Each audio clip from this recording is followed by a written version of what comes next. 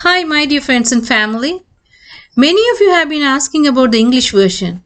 The link to listen in English is available in the description box on the channel. Those who are interested in receiving a copy of the book, you can leave the comment below and we will be gladly send you a free copy. It is also available to read online through the website link provided in the description.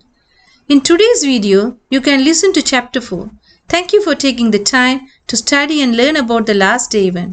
Your dedication and support are truly appreciated. God bless you all.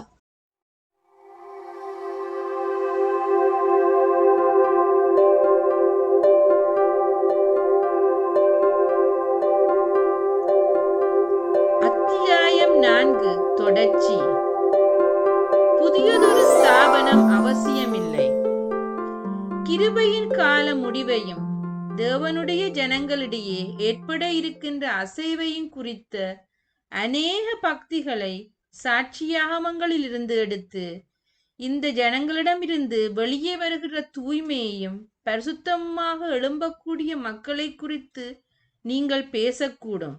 ஆயினும் அப்படிப்பட்ட காரியங்கள் அனைத்தும் தற்போது சத்துருவானவனை களிப்படைய செய்கிறது.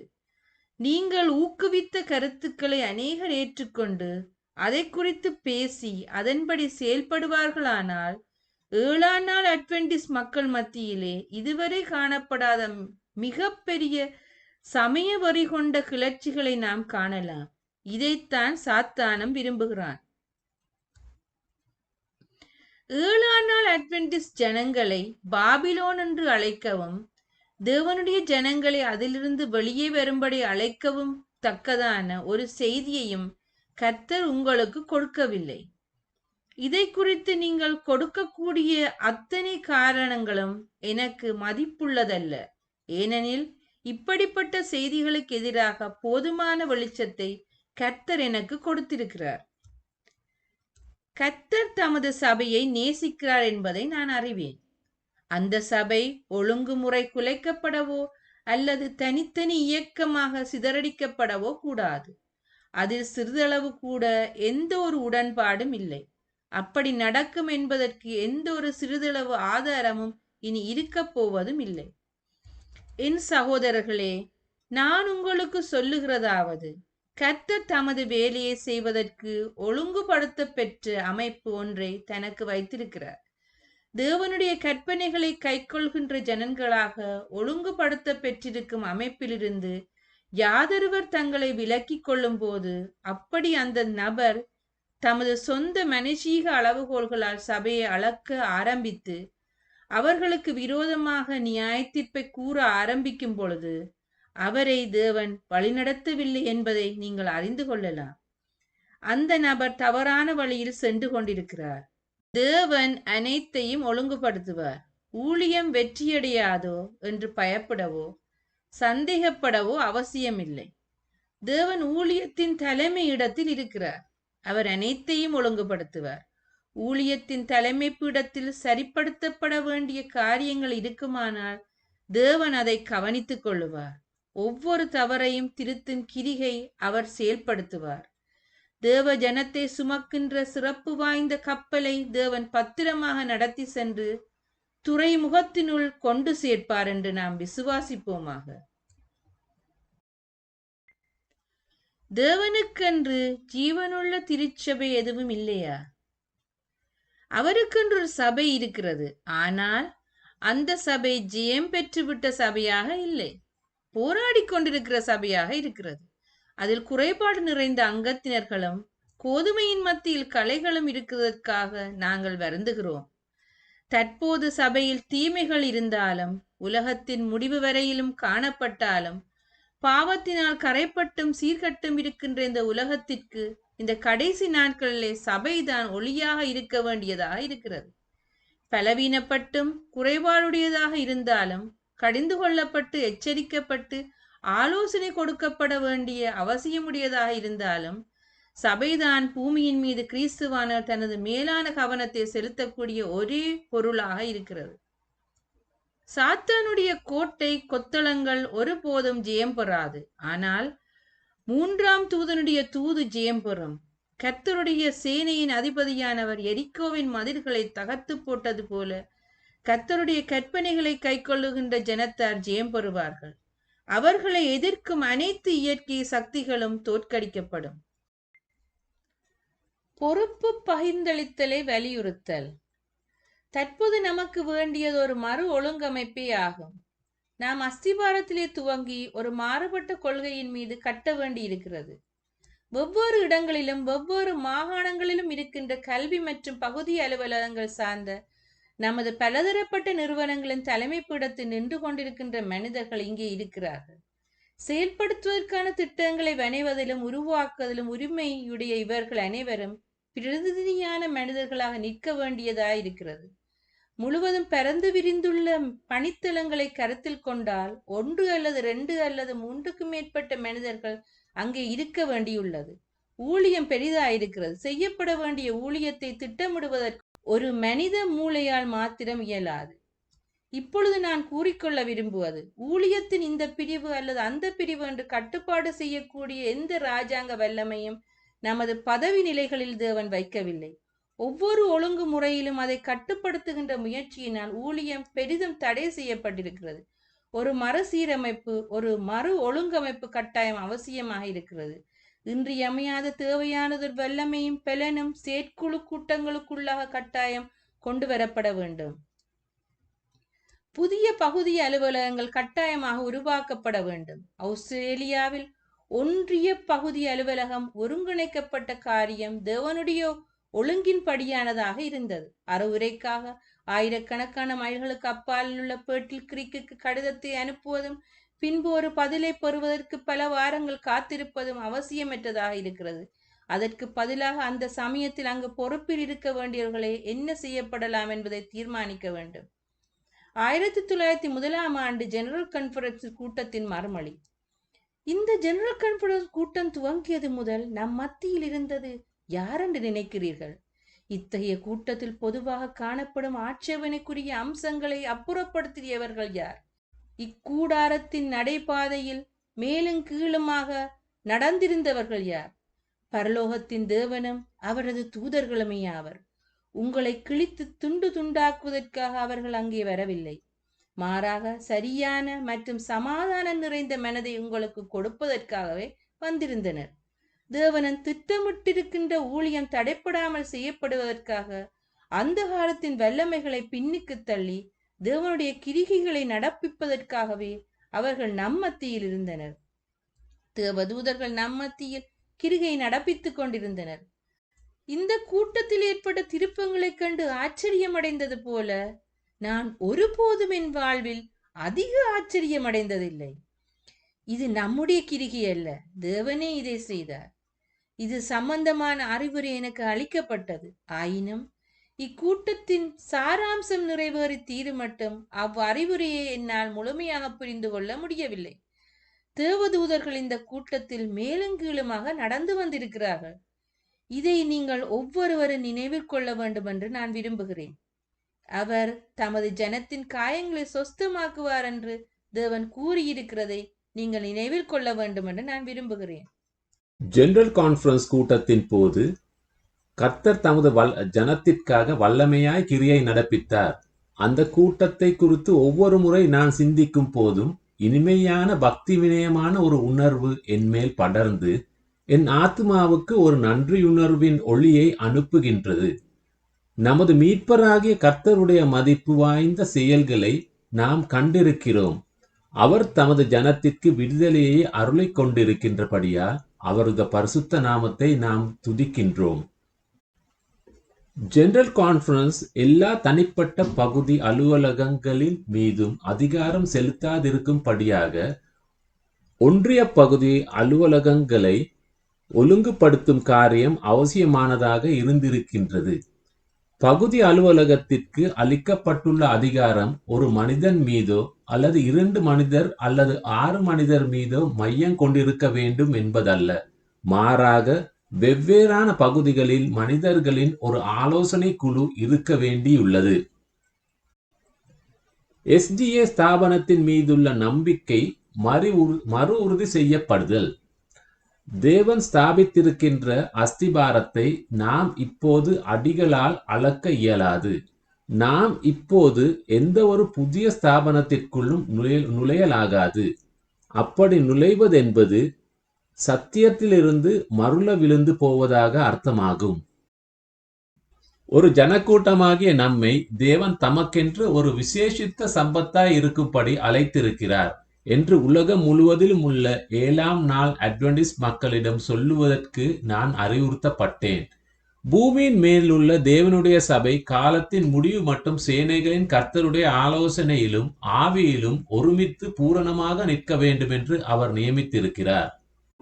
சில நேரங்களில் ஊழியத்தின் பொதுவாக நிர்வாக பொறுப்பையுடைய ஒரு சிறு கூட்ட மனிதர்கள் ஜெனரல் கான்ஃபரன்ஸ் என்ற பெயரில் தேவனுடைய ஊழியம் தடைப்படும் விதத்தில் ஞானமற்ற திட்டங்களை செயல்படுத்த முயற்சித்த போது இத்தகைய சில மனிதர்களால் எடுத்து கூறக்கூடிய ஜெனரல் கான்ஃபரன்ஸின் குரலை தேவனுடைய குரலாக நான் இனிமேல் கருத முடியாது என்று கூறியிருக்கிறேன். ஆனால் ஊழிய களத்தில் எல்லா பகுதியில் இருந்தும் பிரதிநிதிகளாய் இருக்கும்படி முறையாக நியமிக்கப்பட்டுள்ள ஒரு கூட்ட மனிதராலான ஜெனரல் கான்ஃபரன்ஸ் தீர்மானங்களை மதிக்க கூடாது என்று நான் கூறவில்லை. உலகத்தில் எல்லா பகுதியிலிருந்தும் தேவனுடைய சபையின் பிரதிநிதிகள் ஜெனரல் கான்ஃபரன்ஸில் கூடும் போது அதிகாரம் உடையவர்களாய் இருக்க வேண்டும் என தேவன் வகுத்திருக்கிறார். தேவன் தமது ஊழியத்தின் செழிப்பு மற்றும் வளர்ச்சிக்காக திட்டம் செய்ய கூடுகின்ற ஜெனரல் கான்ஃபரன்ஸின் அபிப்பிராயத்தை நிதானிப்புடனும் சபைக்கே உரித்தான செல்வாக்கு மற்றும் அதிகாரத்தின் முழு நிறைவாக கொடுத்திருக்கிறார். சிலரோ ஒரு மனிதனுடைய அல்லது ஒரு சிறு கூட்ட மனிதருடைய கருத்திற்கு நிதானிப்பிற்கும் இசைந்து போய் தவறிழைக்கக்கூடிய அபாயத்தில் இருக்கின்றார்கள். சிறப்பான அதிகாரத்தையும் வல்லமையையும் தேவன் தமது திருச்சபைக்கு கொடுத்திருக்கிறார் என்பதை கருதாமல் அவமதிக்கின்ற எவரும் நியாயமானவராக நிரூபிக்கப்பட முடியாது. ஏனெனில் அப்படி செய்வதன் மூலம் தேவனுடைய குரலை அவமதிக்கிறார்கள். இஸ்ரவேலின் தேவன் தமது ஜனத்தை இன்னும் நடத்தி கொண்டிருக்கிறார். முடிவு பரியந்தம் தொடர்ந்து அவர்களோடு இருப்பார் என்பதை உணரும் பொழுது நான் உற்சாகம் அடைகிறேன், ஆசீர்வாதம் பெறுகின்றேன். W.C. வைட்டின் கருத்து: இன்னொரு திருச்சபை உருவாகும் அளவுக்கு இந்த ஸ்தாபனத்தை முற்றிலுமாக மருள விழுந்துவிட தேவன் அனுமதிக்க மாட்டார் என்று அம்மையாரின் எலன் வைட் உண்மையான உபதேசத்தையும் ஆவிக்குரிய எழுப்புதல் இன்னமும் அவசியம். ஜெனரல் கான்ஃபரன்ஸின் நம்பகமான பதவியில் இருக்கின்ற மனிதர்கள் தேவ சித்தத்தையும் வழியையும் பின்பற்றி இருப்பார்களானால் கடந்த ஜெனரல் கான்ஃபரன்ஸ் கூட்டத்தில் 1910 என்னென்ன வேலைகள் செய்து முடிந்திருக்க முடியும் என்று ஒரு நாள் மதிய நேரத்திலே அமர்ந்து எழுதி கொண்டிருந்தேன். பெரிய வெளிச்சத்தை பெற்றிருந்தவர்கள் அவ்வெளிச்சத்திலே நடக்கவில்லை. கர்த்தருக்கு முன்பாக தங்களை தாழ்த்த வேண்டிய விதத்தில் மனிதர்கள் தங்களை தாழ்த்தவில்லை. எனவே பரிசுத்த ஆவி அவர்களுக்கு அருளப்படாதிருந்தது. நான் நினைவிழந்த போது இதுவரைக்கும் தான் எழுதியிருந்தேன். அப்போது பேட்டில் கிரீக்கில் நான் ஒரு காட்சியை பார்த்து கொண்டிருந்தது போன்று ஒரு தரிசனத்திலே காணப்பட்டேன். அங்கே இருந்த கூடாரத்தின் அரங்கத்திலே கூடியிருந்தோம். ஜெபம் ஏறெடுக்கப்பட்டது. பின்பு ஒரு பாடல் பாடப்பட்டது. மீண்டுமாக ஜெபம் ஏறெடுக்கப்பட்டது. மிகவும் ஊக்கமான விண்ணப்பங்கள் தேவனிடத்திலே ஏறெடுக்கப்பட்டன. அக்கூட்டம் ஆவியானவரின் பிரசன்னத்தால் அடையாளப்படுத்தப்பட்டது. மனமார்ந்த பாவ அறிக்கை பண்ணுவதற்கு யாதொருவருக்கும் அதிக பொறுமையுடையவர்களாக காணப்படவில்லை. செல்வாக்கு பெற்றிருந்தவர்களும் ஆனால் முன்பு தங்களது பாவங்களை அறிக்கை செய்வதற்கு தைரியம் இல்லாதவர்களாய் இருந்தவர்களுமே அந்த வேலையை முன்னின்று நடத்தியவர்களாய் இருந்தார்கள். அக்கூடாரத்தின் முன்பு ஒருபோதும் கேட்டிராத அளவு மிகுந்த சந்தோஷம் கேட்கப்பட்டிருந்தது. அதன் பின்பு நான் தரிசனத்திலிருந்து எழும்பினேன். சில மணித்துளிகள் எங்கே இருக்கிறேன் என்று என்னால் யூகிக்க முடியாமல் போயிற்று. என் எழுதுகோல் இன்னும் என்னுடைய கரத்திலே இருந்தது. இப்படி நடக்கலாம். கர்த்தர் இவைகளை எல்லாம் தமது ஜனங்களுக்காக செய்ய காத்து கொண்டிருக்கிறார். பரலோகம் முழுவதுமே தயை பாராட்டி கொண்டிருக்கின்றது என்ற வார்த்தைகளை என்னிடத்தில் சொல்லப்பட்டன. ஒருவேளை கடந்த ஜெனரல் கான்ஃபரன்ஸில் முழு நிறைவான வேலை செய்யப்பட்டிருக்குமானால் நாம் இந்நேரம் எங்கே இருந்திருப்போம் என்று யோசித்து பார்த்தேன். இராக் காலங்களிலே என் முன்னதாக கடந்து சென்ற தரிசனங்களால் நான் மிகவும் ஆழமாக உணர்த்தப்பட்டேன். அநேக இடங்களிலே ஒரு மாபெரும் இயக்கம், எழுப்புதலான ஒரு வேலை முன்னேறி சென்று கொண்டிருப்பதைப் போல அங்கே காணப்பட்டது. நம்முடைய ஜனங்கள் தேவனுடைய அழைப்பிற்கு செவி கொடுத்தவர்களாக சரியான வரிசையில் சென்று கொண்டிருந்தார்கள். தமது ஜனங்களிடத்தில் தேவனுடைய பொறுமை. சபை தோற்று போயிருக்கிறது. தனது மீட்பரின் எதிர்பார்ப்புகளை நிறைவேற்றாமல் வருந்தத்தக்க விதத்தில் தோற்று போயிருக்கிறது. இருந்த போதும் கர்த்தர் தமது ஜனங்களிடமிருந்து தாமாக விலகி போய்விடவில்லை. அவர் தம் பிள்ளைகளின் தவறுகளை பொறுத்து கொண்டிருக்கிறார். அவர்களிடம் ஏதோ நன்மையான காரியங்கள் காணப்படுவதால் அல்ல, சத்தியத்திற்கும் நீதிக்கும் எதிராக இருக்கிற ஜனங்களுக்கு முன்பாக தேவனுடைய நாமம் கனவீனம் பண்ணப்படாதிருக்கவும், தேவனுடைய ஜனங்கள் அழிந்து போவதில் சாத்தானின் ஏதுகரங்கள் வெற்றி களிப்படையாதிருக்கவும் அவர் இன்னமும் அவர்களிடம் பொறுமையாக இருந்து கொண்டிருக்கிறார். அவர்களது அவவிசுவாசத்தையும் அறிவின்மையும் வழிவிலகி போகின்ற காரியங்களையும் அவர் நீண்ட காலமாக பொறுத்து கொண்டிருக்கிறார். வியக்கத்தக்க பொறுமையோடும் கனிவோடும் அவர்களை நல்வழிப்படுத்தி இருக்கிறார். அவரது அறிவுரைகளுக்கு அவர்கள் செவி கொடுப்பார்களானால் இப்படிப்பட்ட தவறான போக்கை மேற்கொள்கின்ற அவர்களது மனப்பாங்குகளை அவர் சுத்தப்படுத்தி நித்திய இரட்சிப்புக்கென்று அவர்களை காத்துக் கொள்வார்.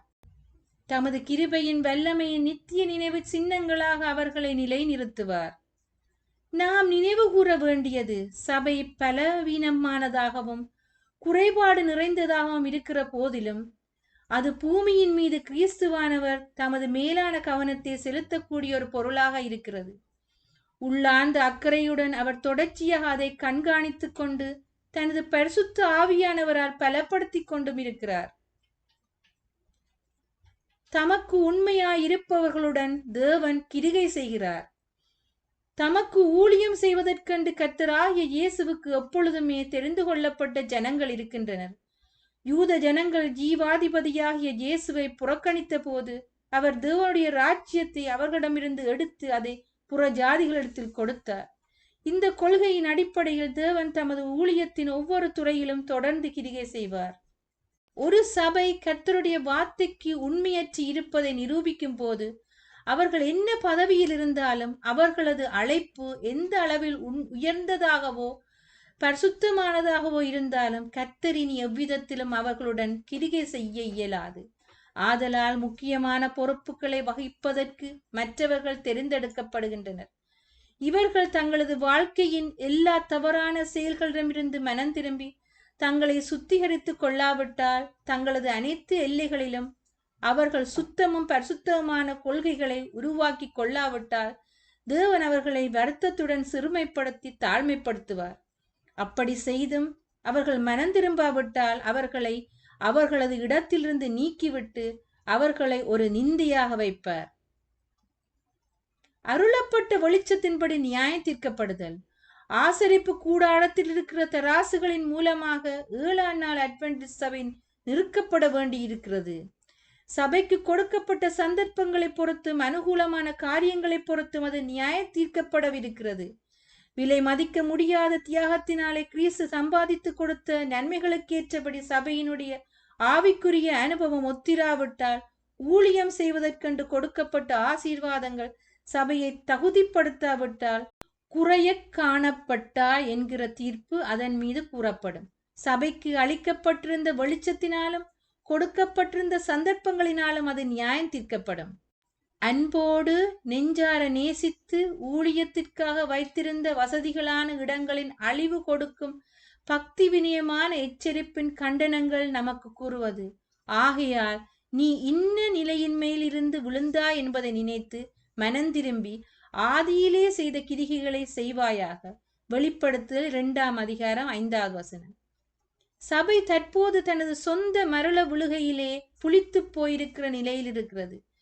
தனது தவறுக்காக வருந்தி மனம் திரும்பாவிட்டால் தன்னைத்தானே அருவருக்கும் வரை தன் சொந்த கிரிகைகளிலே பலனையை புசிக்கும். மாறாக தீமையை வெறுத்து நன்மையை தெரிந்து கொண்டு அனைத்து தாழ்மையோடும் தேவனை தேடி கிறிஸ்து தன்னை அழைத்திருக்கிற உன்னதமான அழைப்பை அடைந்து நித்திய சத்தியத்தின் அஸ்திபாரத்தின் மேல் நின்று கொண்டு அவளுக்காக ஆயத்தம் பண்ணப்பட்டிருக்கிறவர்களை விசுவாசத்தோടെ பற்றி கொள்வாயானால் அவள் நிச்சயமாய் குணப்படுவாள். உலகத்தின் கண்ணிகளிலிருந்து பிரிந்து சென்று தேவன் தனக்கு அளித்திருக்கின்ற சுத்தத்திலும் எளிமையிலும் அவள் தோற்றமளித்து மெய்யாகவே சத்தியந்தான் தன்னை விடுதலையாக்கிற்று என்பதை தெளிவுபடுத்தி காட்டுவாள். அப்பொழுது அவள் அங்கத்தினர்கள் மெய்யாகவே தேவனால் தெரிந்தெடுக்கப்பட்ட அவரது பிரதிநிதியாய் இருப்பார்கள். இஸ்ரவேலரின் சரித்திரம் நமக்கு ஒரு எச்சரிப்பு. ஆதி காலத்து இஸ்ரவேலர்கள் சந்தித்த அதே ஆபத்துக்களை இந்த கடைசி நாட்களிலே தேவனுடைய ஜனங்கள் சந்திக்கும்படியாக உட்படுத்தப்படுவார்கள். ஆதி இஸ்ரவேலர்கள் இடர்களில் விழுந்து விசுவாசத்தினால் இளைப்பாறுதல் பிரவேசியாமல் போனது போல தேவன் தருகிற எச்சரிப்புகளை ஏற்றுக்கொள்ளாதவர்களும் அதே போல இடர்களில் விழுந்து போவார்கள். ஆதி இஸ்ரவேலர்கள் பரிசுத்தமடையாத இருதயங்களினாலும் ஒப்பு கொடுக்காத தங்களது சுய சித்தங்களினாலுமே அநேக பெருந்துன்பங்களை அனுபவித்தார்கள். அவர்களது அவிசுவாசம், தன்னம்பிக்கை, பாவத்தை குறித்த வருந்தாத மனநிலை, குருட்டாட்டமான மனம் மற்றும் இருதய கடினத்தின் விளைவாக இஸ்ரவேல் தேசமே இறுதியாக புறக்கணிக்கப்பட்டது. அவர்களது சரித்திரத்தின் மூலமாக ஒரு அபாயமான அடையாளம் நம் முன்பாக உயர்த்தி வைக்கப்பட்டிருக்கிறது. சகோதரரே, ஜீவனுள்ள தேவனை விட்டு விலகுவதற்கு ஏதுவான அவிசுவாசம் உள்ள பொல்லாத இருதயம் உங்களில் ஒருவனுக்கும் இராதபடி நீங்கள் எச்சரிக்கையாயிருங்கள். நாம் ஆரம்பத்திலே கொண்ட நம்பிக்கையை முடிவு பரிதியம் உறுதியா பற்றி கொண்டிருப்போமாகில் கிறிஸ்துவனிடத்தில் பங்குள்ளவர்களாயிருப்போம். எபிரேயர் 3ஆம் அதிகாரம் 12ஆம் வசனமும் 14ஆம் வசனமும். போராடுகின்ற சபை குறைபாடுள்ளது. ஆவிக்குரிய போராட்டம் போராடி கொண்டிருக்கின்ற சபை வெற்றி பெற்ற சபையாக இல்லை. இந்த பூமியும் பரலோகம் அல்ல. தவறு செய்கின்ற மற்றும் குறைபாடுள்ள ஆண்களை கொண்டும் பெண்களை கொண்டும் சபை உருவாக்கப்பட்டிருக்கிறது. ஆயினும் அவர்கள் கிறிஸ்துவின் பள்ளிக்கூடத்திலே பழக்குவிக்கப்பட்டு ஒழுங்குபடுத்தப்பட்டு பயிற்சிவிக்கப்பட்டு அந்த வாழ்க்கைக்கும் இதற்கு பின்வரும் அழியாத ஜீவனுக்கும் கற்றுக்கொண்டும் இருக்கிறார்கள். ஒரு சிலர் சபைக்கு நுழைந்ததுமே தாங்கள் எதிர்பார்ப்புகள் அனைத்தும் நிறைவேற்றப்படும் என்றும் தாங்கள் சந்திக்கிறவர்கள் அனைவருமே பரிசுத்தமும் பூரணமும் அடைந்தவர்களாய் இருப்பார்கள் என நினைக்கிறார்கள். ஆகவே அவர்கள் சபை அங்கத்தினரிடம் குறைகளை காணும் போது தீய குணம் கொண்டவர்களிடம் பழகக்கூடாது என்பதற்காகவே உலகத்தை விட்டுவிட்டு இங்கே வந்தோம், ஆனால் இங்கேயும் தீமை இருக்கிறது என்று கூறுகின்றனர். மேலும் உவமையில் கூறப்பட்டுள்ள வேலைக்காரன் பின்னே அதில் களைகள் எப்படி உண்டானது என்று கேட்டது போன்று அவர்கள் கேட்கிறார்கள். ஆனால் நாம் அப்படி நம்பிக்கை இழக்க வேண்டிய அவசியமில்லை. ஏனெனில் சபை முழு நிறைவானதா இருக்கிறது என்ற முடிவுக்கு வரத்தக்கதாக கர்த்தர் நமக்கு ஒருபோதும் உத்தரவாதம் கொடுக்கவில்லை. நம்முடைய அனைத்து வைராக்கியம் போராடி கொண்டிருக்கும் சபையை பரிசுத்தமான ஜெயம் பெற்ற சபையாக உருவாக்குவதில் வெற்றியுடையதாய் இராது. ஜெயங்கொள்ளும் சபை உண்மையாயும் கிறிஸ்துவை போன்றும் இருக்கும். வேலை சீக்கிரமாய் முடிவுறப் போகின்றது. தங்களை உண்மை உள்ளவர்கள் என்று நிரூபித்து ஆவிக்குரிய போராட்டம் போராடுகின்ற சபை அங்கத்தினவர்கள் தான் வெற்றி பெறுகின்ற சபையாக மாறுவார்கள். கிறிஸ்துவின் வாழ்க்கை தேவனுடைய அன்பின் ஒரு தெய்வீக தூதினை கொண்டு நிரப்பப்பட்டிருந்த கடமை நிறைந்த ஒரு வாழ்க்கையாக இருந்தது. அந்த அன்பை அளவில்லாமல் மற்றவர்களுக்கு அளிப்பதற்கு அவர் தீவிரமான வாஞ்சியோடு இருந்தார். அவரது முகத்திலிருந்து எப்பொழுதும் இரக்கம் உணர்ச்சி பிரகாசித்தது. அவரது நடத்தை கிருபையும் தாழ்மையும் உண்மையும் அன்பும் போன்ற குணர்பியல்புகளை கொண்டதாக இருந்தது. ஜெயம் பெறும் சபையில் இணைய விரும்புகின்ற ஒவ்வொரு அங்கத்தினரும் முதலாவது ஆவிக்குரிய போராட்டம் போராடி கொண்டிருக்கிற தேவனுடைய சபையில் இதே போன்ற குணங்களை கட்டாயம் வெளிக்காட்ட வேண்டும்.